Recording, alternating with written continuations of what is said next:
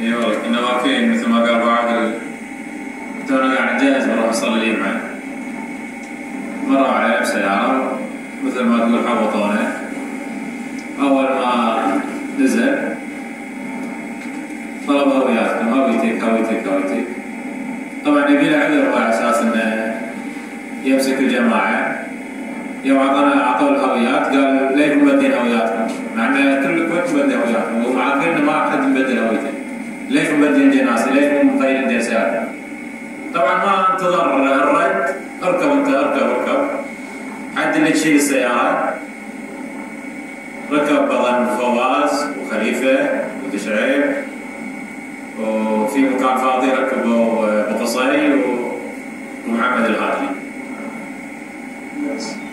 لا بقينا الياس، انا والياس وشعيب وايوب، بقينا مع الضابط ومع الجندي. هذول راحوا بالسياره، بقوا هذول على اساس انه بياخذونا مشي وعادي.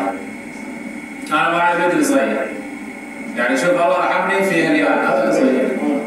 اي والله سالني ضابط هاي ابنك؟ قلت له اي.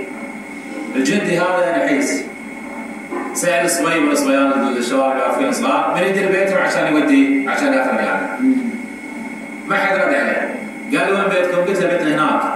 يعني صورت ان بيتنا بعيد، بيتنا هناك. وهذا كله ما فات. يعني يبيني يخلي لي اهلي وياخذني.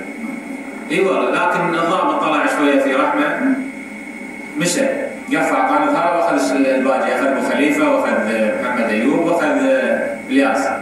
اعطاني ظهره. اي مشي. هذا كلم مع سلاحه وقف يقول حق الضابط سيدي هذا عني انا مع الياهل. سوى روحه ما يسمع، شوف له سيدي هذا بعيد. قال له يلا عوفه تركب خلاص ما نبي. الله رحمني في الياهل الصغير هذا، رديت عاد خبرت الجماعه، حاولت اللي اقدر اسوي، طبعا ما بليت.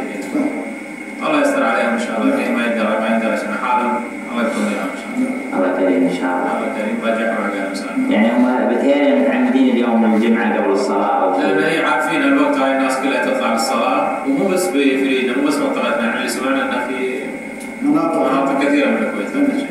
يلا